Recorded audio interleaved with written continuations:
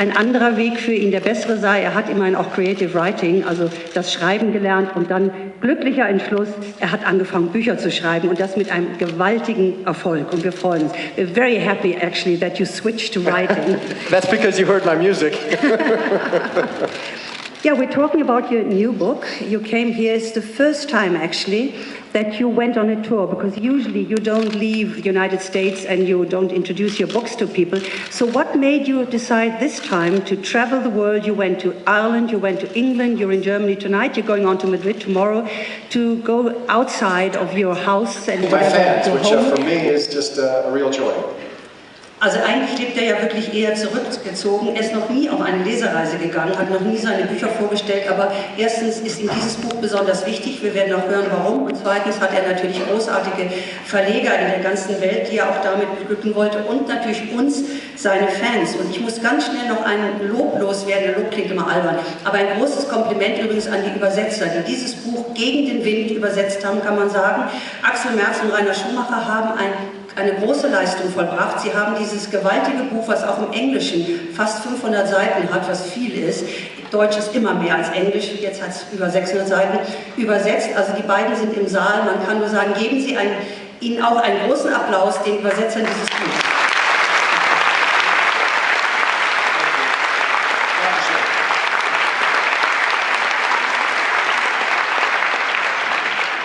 For the fourth time we meet our hero Robert Langdon. Everybody knows him now, the man in the tweed suit and with a Mickey Mouse watch. Yes.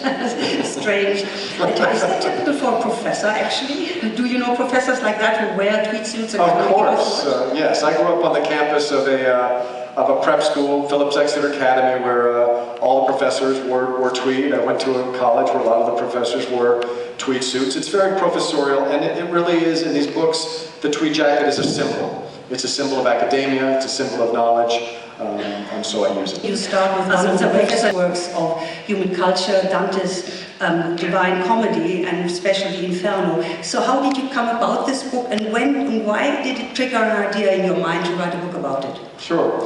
Well, as you know, I've written a lot about the fine arts. I've never written about the literary arts. And so on some level, Dante felt fresh, but it also felt like great fodder, a great landscape for Robert Langdon. Dante's Divine Comedy is one of the most symbolic pieces of literature, most symbol-filled pieces of literature ever written. And, you know, when I was studying Da Vinci Code and when I was really researching the book, I came to understand how profoundly Dante and the Divine Comedy influenced our modern Christian vision of hell. Now, of course, hell existed before Dante, but in the Bible, it's only discussed in very ethereal, vague terms, as an underworld of eternal fire. Greek mythology talks about hell slightly more specifically, as a landscape with a structure and certain specific monsters, but it really wasn't until Dante and the Divine Comedy and his depiction of hell that we had a structured, vivid, terrifying, codified vision of hell that really influenced Christianity. And here, 700 years later, we still picture hell in many ways the way Dante described it. It's an incredibly influential piece of work, and I couldn't resist writing about it. Visual arts. When you wrote the book, did you have nightmares? Because Robert Langdon has nightmares, obviously seeing hell, yes, creatures and monsters. I dream a lot, and certainly while I was writing this book, I did have nightmares from reading Dante. And one of those nightmares made its way into the opening chapter of the book. I woke up one night from a nightmare and thought, oh, Langdon needs to wake up from a nightmare in the beginning of his book. So that was art imitating life. It's important to me to make these books relevant to the modern world. Yes, they're about ancient art, or in this case, about a 700-year-old epic poem with 14,322 lines in medieval Italian. So my job is, how do you take that and make it relevant in the modern world? And I decided to create a villain who saw Dante's Inferno not as history, but rather as prophecy. And I don't want to ruin any of the surprises if you haven't read it. Gespräch. Was geht da vor? Verlangte Langdon zu erfahren. Dr. Brooks' Augen schienen sich ein wenig zu verengen. Das war der Empfang der Intensivstation. Jemand hat nach Ihnen gefragt, er will Sie sehen. Ein Hoffnungsschimmer vertrieb Langdons Benommenheit.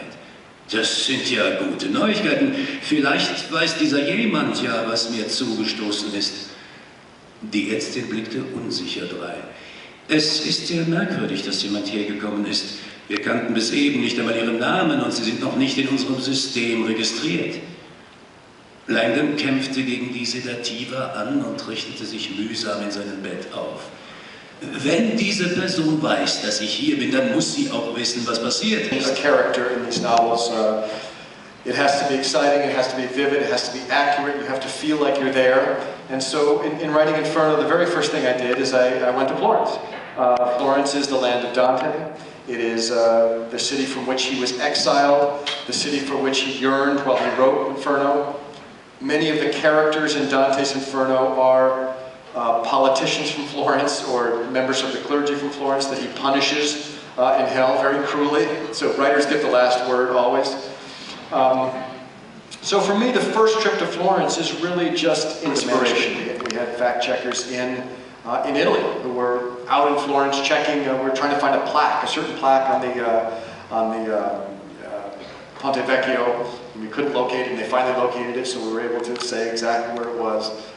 So you're correct. I worked very hard to make sure these locations are vibrant and alive, and I hope it comes through, and maybe you'll go visit in Florence again.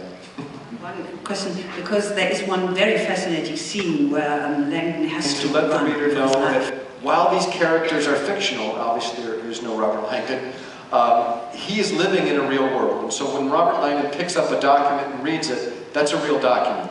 When he runs through a secret passageway, that really exists. That's one of the ways that I make these books relevant in the modern world.